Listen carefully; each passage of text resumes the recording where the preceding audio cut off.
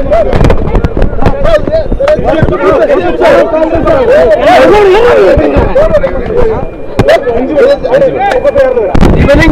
I will meet you. What's the plan of Congress, sir? Evening. Still continuing, sir. Sir, PMK Congress will continue. Congress பொதுச் செயலர் K C Venugopal தமிழகம் வந்துள்ளார். சென்னை விமான நிலையத்தில் அவரை கட்சியினர் வரவேற்றனர். அந்த காட்சிகளை பார்க்கலாம்.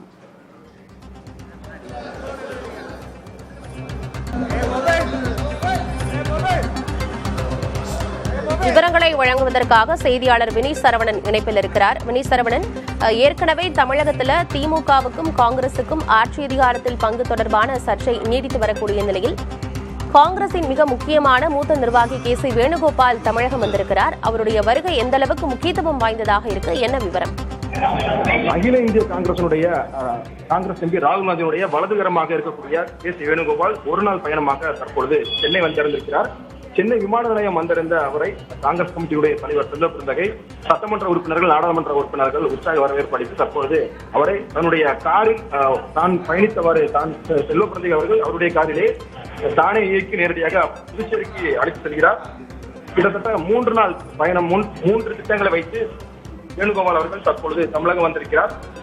சரியாக 11 மணி அளவில் புதுச்சேரியில் நடைபெறக்கூடிய வாக்பார் புதுச்சேரி பாத யாத்திரையில் பங்கேற்க கே சி வேணுகோபால் அவர்கள் தற்பொழுது சென்னை வந்திருந்திருக்கிறார். சாலை மார்க்கமாக புதுச்சேரியை சென்றடைவார் என்று சொல்லப்பட்டிருக்கிறது. அதே போல தமிழகத்தை பொறுத்தவரை மாலை 3 மணிக்கு பிறகாக செல்வ பிறந்தை அவர்களுடைய தலைமையில சென்னை, திருவள்ளூர், ஆவடி, செங்கல்பட்டு மற்றும் காஞ்சிபுரம் மாவட்டத்தினுடைய தலைவர்கள் முன்னிலையில முகப்பேறு மேற்கு மசூதி அருகிலிருந்து தொடங்கக்கூடிய மாபெரும் பாத யாத்திரையில் அந்த கட்சியினுடைய பொதுச் செயலாளர் கே சி வேணுகோபால் அவர்கள் கலந்து கொண்டு இந்த பேரணியை தூக்கி வைப்பதா என்று குறிப்பிடப்பட்டிருக்கிறது. அதே போல செல்வ பிறந்தகை தலைமையில முகப்பேர் கிழக்கு SKV வகாலில் நடைபெறக்கூடிய காங்கிரஸ் கமிட்டியுடைய தலைவர்கள் அமைப்பு பொதுச் செயலாளர்கள் இந்த பொதுக்கூட்டத்திலும் கலந்து கொள்ள இருப்பதாக குறிப்பிடப்பட்டிருக்கிறது. இதற்கு முன்பாக கடந்த 1 மாதத்திற்கு மேலாகவே திமுக காங்கிரஸ் கூட்டணியில் விரிசல் ஏற்பட்டிருக்கூடிய நிலையில பல்வேறு தலைவர்களும் ஆட்சியில் பங்கு என்ற கோரிக்கை வலியுறுத்தி பேசி வருகிறார்கள்.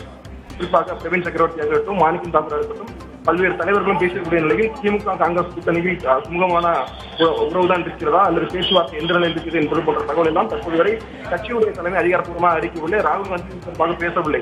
இந்த நிலையில் தான் கே சி வேணுகோபாலுடைய தமிழகம் வருகை முக்கியத்துவம் வாய்ந்ததாக பார்க்கப்படுகிறது. ஏற்கனவே தமிழகத்தில் இன்றைய தினம் நிதிநிலை அறிக்கை தாக்கல் செய்யக்கூடிய நிலையில் முதலமைச்சர் அவர் சந்திப்பாரா என்ற கேள்வி எழுந்திருக்கிறது. இது குறித்து அவரிடம் கேட்டபோது இதுவரை முதலமைச்சர் சந்திப்பதற்கான நேரம் கேட்கப்படவில்லை, நேரம் உறுதியாகவில்லை. ஒருவேளை வாய்ப்பு இருக்கும் பட்சத்தில் முதலமைச்சர் சந்திக்க வாய்ப்பு இருக்கக்கூடும் என்று அவர்கள் தரப்பில் கூட்டப்பட்டிருக்கிறது. முழுக்க காங்கிரசுடைய நிகழ்ச்சியில் கலந்து கொள்வதற்காக தான் கே சி வேணுகோபால் தற்பொழுது தமிழகம் வந்திருக்கிறார். தகவல்களுக்கு நன்றி வினேஷ்.